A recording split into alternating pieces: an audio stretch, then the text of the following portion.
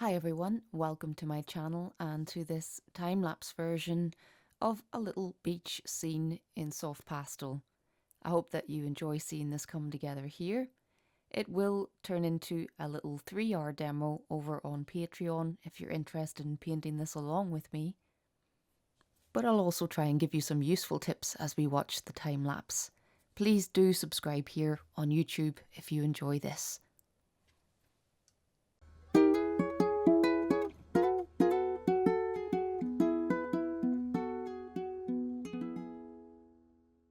So this is another painting on pastel mat, and I've used the sienna colour this time.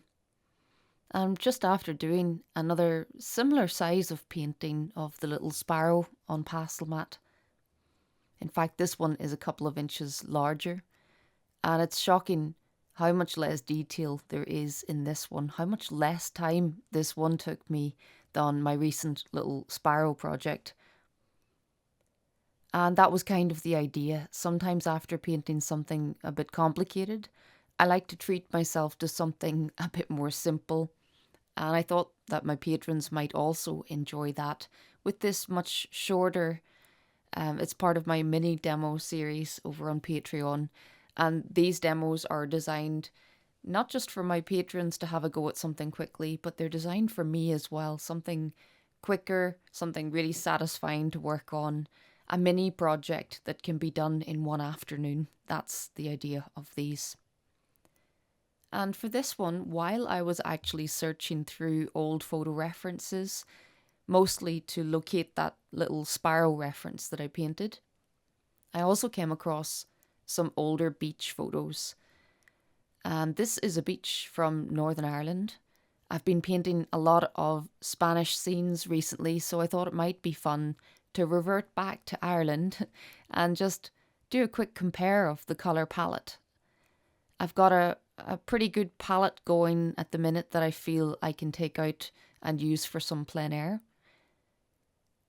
And it is a bit different than the colours I would use when painting Ireland, so I thought I would have a go at this older beach reference that I took many years ago. This is a view back along a beach called the White Rocks up in Portrush. And of course, there aren't any white rocks in this view. It's not the most iconic corner of this beach, but it's one that I've walked the length of many, many times. And I like the fact that I did catch one little couple in the photo reference, and they make quite a nice focal point. But for the first part of the tutorial, I'm really just blocking in, covering most of the paper, not worrying too much about highlights in the early stages.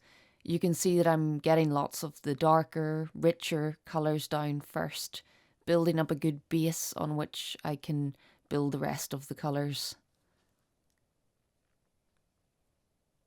And throughout this painting, I was trying to use every trick I could think of to create some sense of the distance, because this is quite a long distance that we're seeing, even though it's a portrait-shaped landscape, which I seem to be quite fond of, taking this thin slither of a landscape instead of showing it in landscape format. But we're seeing quite a long distance here along this big beach. And so I want to try and create the illusion of distance. That can be done in many different ways. So one way is in making your values lighter as they recede into the distance. So there's more contrast in the dunes that are up close to us than in that distant land that we can see over to the left. So tonal value counts. But then also the level of detail or the size of the marks. All of this can also play a role in creating depth and distance. So I wanted to bring some detail into the foreground for sure. We've got this lovely big wet patch of sand, and then very gentle waves lapping onto the shoreline. It's one of my favourite types of water to paint, actually. I think there are many types of water where it can be a bit overwhelming. If there's a lot of ripples, if there's a lot of movement in the water, it makes it a little more tricky to paint, depending on the style that you're using. If you're going for quite realistic or quite detailed, the more movement there is in the water, the trickier it can be. Whereas with this, it's such a lovely big mirror type of reflection on the beach here. And something that I often talk about in my tutorials is figuring out why I'm seeing a certain color somewhere. So trying to apply some logic to the colors that I'm picking out.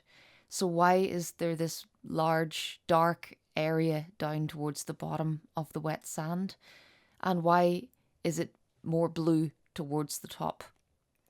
And I think that's probably just because the sand closest to us, we're looking more directly down at it. So we're getting less of the reflection of the sky, more of the dark wet sand under the water. And then as the sand goes further away from us, it's at more of an angle from where we are. And so I think you get more of the sky reflecting on those further away parts of the sand.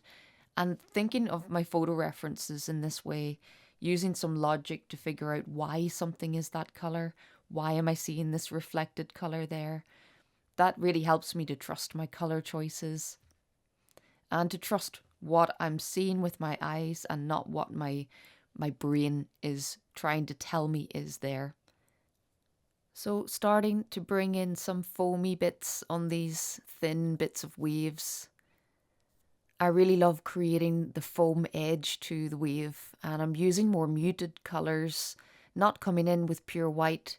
First of all, adding some dusky blue tones towards the backs of the foam, and then allowing a bit of white here and there to really glisten. So saving the pure white for areas where it's going to really sparkle and shine. And you can see I'm coming in with a little bit of white pastel pencil too, just to add a few little sparkles along the foam. And I'm really not going into a huge amount of detail as we recede backwards into the ocean here. Keeping it really simple, letting the detail get less and less as we go further away. Just picking out the odd little wave here and there and making sure that I get the overall direction of the waves nicely. So a little bit of detail here in the foreground, adding a shadow line there and then a slight hint of the reflection of the foam that we can see on the wet sand. And then a few sparkles. So I'm really saving the detail in the water for this foreground area and letting that detail get less and less as we go further away. We've also got a bit more reflected colour in the water. These greens and browns coming in from the sand dunes above.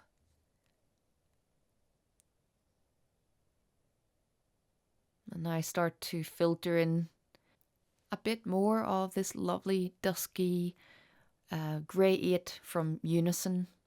And then also some BV10, which was the blue from the sky at the very top.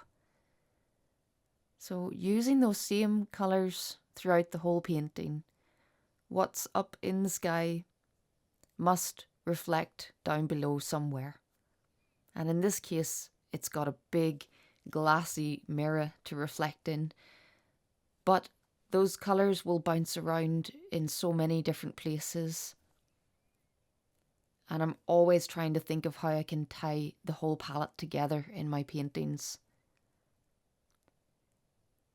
So a tiny little couple. They are holding hands, very romantic. I decided to try and include a little bit of detail here so I can drop in some pigment, use pastel pencil to neaten up using the lighter colours of the beach, and going back and forth like that a little. The main thing here is to try and get their pose to look quite natural. And on this scale, that's tricky enough, but just a little hint at their limbs can be enough. So not very long spent on the couple.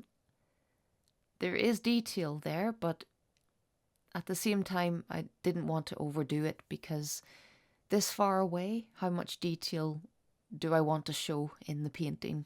So a few finishing touches on the sand dunes just behind, bringing in a little bit more detail on those closer to the viewer. I really enjoyed painting this. It was like a little break from some of my other paintings. I don't always choose the most simple things to paint. I like to challenge myself and my patrons. But the odd time, it's just perfect to chill out a little and enjoy something with a bit more simplicity. So please do come and join us on Patreon to paint along. But I hope that you enjoyed this here on YouTube and that you will hit that subscribe button and have a look around my other playlists. But thanks very much for watching this here, and until next time, happy pasteling.